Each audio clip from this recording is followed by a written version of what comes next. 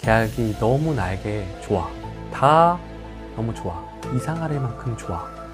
그럼 이상한 거예요.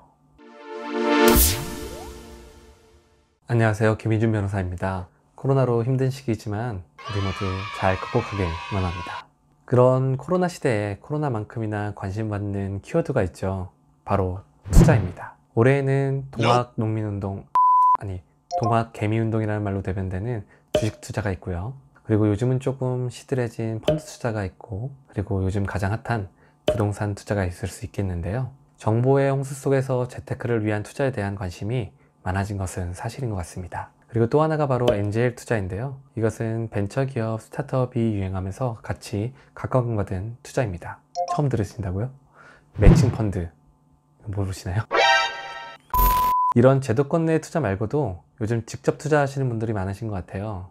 돈 얼마 빌려주면 한 달에 얼마만큼 수익을 보장해주고 몇 년 뒤에 갚겠다. 근데 이건 사기가 많죠. 그래서 오늘 말씀드리는 주제가 투자계약서 작성 팁을 알려드리는 겁니다. 제가 엔젤 투자를 주로 하는 엑셀러레이터 회사의 자문변호를 맡고 있어서 혹시 엔젤 투자 관심이 있는데 잘 모르겠다, 또는 엔젤 투자를 알고 싶다면 댓글 많이 달아주세요. 구독자분들이 관심이 많다고 하시면 엔젤 투자에 대해서도 영상을 찍어서 많은 정보 드리도록 하겠습니다. 자, 그럼 투자계약서 작성에 대해서 알아보도록 하겠습니다.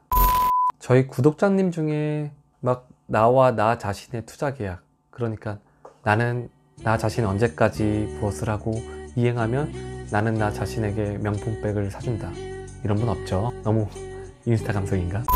계약서를 작성할 때는 그래서 2인 이상의 경제주체가 존재하겠죠. 그런데 이런 상대방은 서로 상반된 생각을 가지고 있을 겁니다. 그러니까 한 명이 유리하면 한 명이 불리해지는 거예요. 그래서 잘 조율을 해야 됩니다. 자신의 불리한 조항인지도 모르고 자신이 유리한 조항인지도 모른다면 투자계약서를 잘 작성할 수가 없는 것입니다. 그래서 이런 것들에 대해서 투자자, 피투자기업, 회사라고 말할게요. 이 둘의 줄다리기가 계약서 작성에 녹아있는 거예요. 그래서 그런 투자계약서에 대해서 오늘 영상을 통해서 알아보도록 하겠습니다. 그러나 싸움을 하기 위해서는 싸움의 기술도 중요하지만 경기 규칙도 중요하겠죠. 그래서 먼저 계약서의 형식적인 것들을 먼저 짚고 넘어갈게요.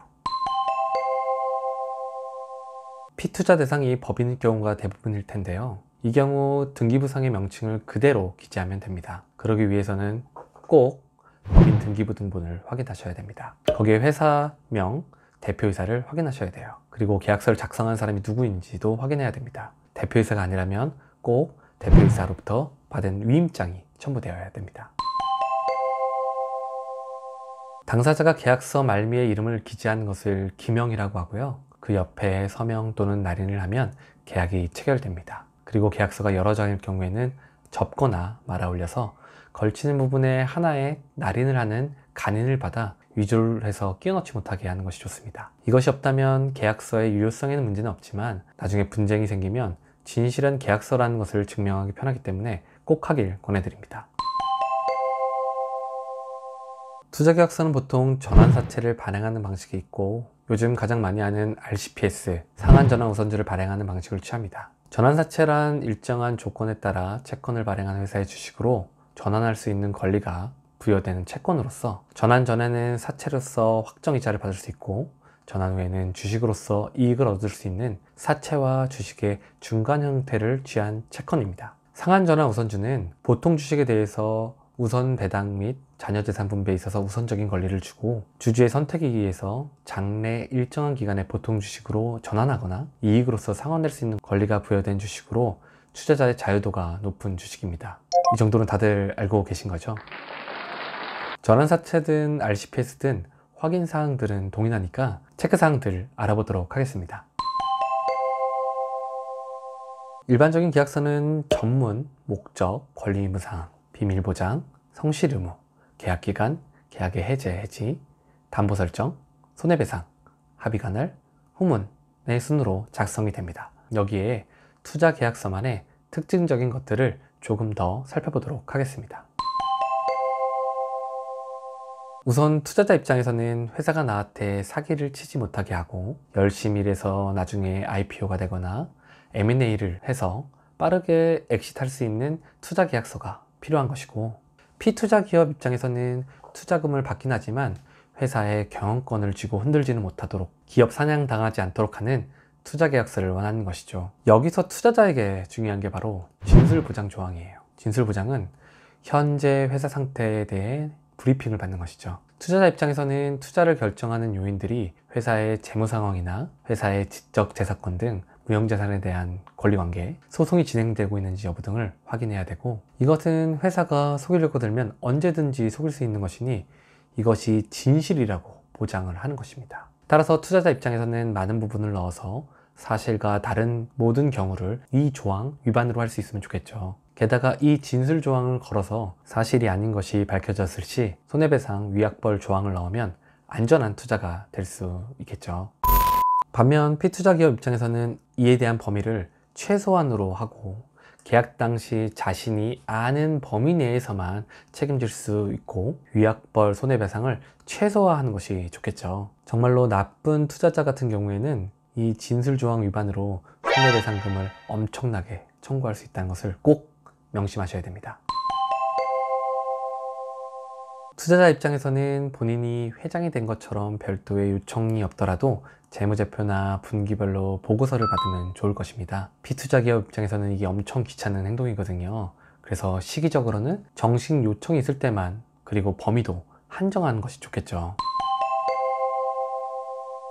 다음은 동의권인데요. 방금 말씀드린 정기적인 상황도 알면 좋지만 투자자 입장에서는 회사에서 일어나는 일들을 실시간으로 알 수 있으면 좋겠죠. 그래서 정관 변경이나 주식 발행, 회사 조직 변경이나 재산 처분 행위를 할 때 투자자의 서면 동의를 얻도록 하는 것이 바로 이 동의권입니다. 이게 나중에 엄청난 발목을 붙잡을 수 있다는 것을 피투자 회사는 꼭 명심하셔야 돼요. 회사 입장에서는 한 번 투자받고 끝이 아니라 나중에도 계속적으로 투자를 받아야 돼요. 그럴 때마다 투자자들이 딴지를 걸면 회사 발전을 물 건너가는 것입니다. 그렇게 회사를 힘들게 한 후 투자자가 회사를 먹어버릴 수도 있거든요. 기업 사냥꾼들은 이 동의권을 집요하게 이용하기 시작하면 기업 무너지는 것은 한순간입니다. 그래서 기업 입장에서는 이 범위를 최소화하거나 동의를 안 해줄 때 해결할 수 있는 수단을 만드는 것이 꼭 필요합니다.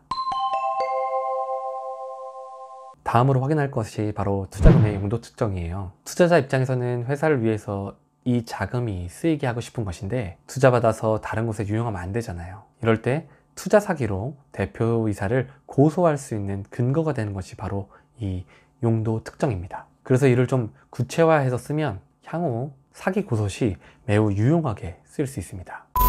실제로 있었던 일인데요. 투자금 용도를 회사를 위해서 쓴다고 단순하게만 적어놓고 투자금을 회사 대출금 상환에 전부 썼던 거예요. 그런데 알고 보니 회사가 돈을 갚겠다고 한 그 회사가 바로 대표이사가 가짜로 만든 회사였던 것이었답니다. 그래서 투자금을 빼돌리고 당당하게 살아가는 대표도 있어요.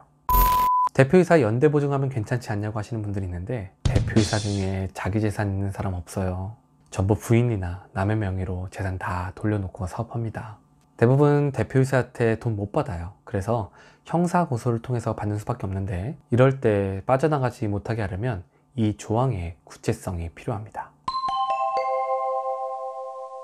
마지막으로 계약이 너무 나에게 좋아, 다 너무 좋아, 이상할 만큼 좋아. 그럼 이상한 거예요.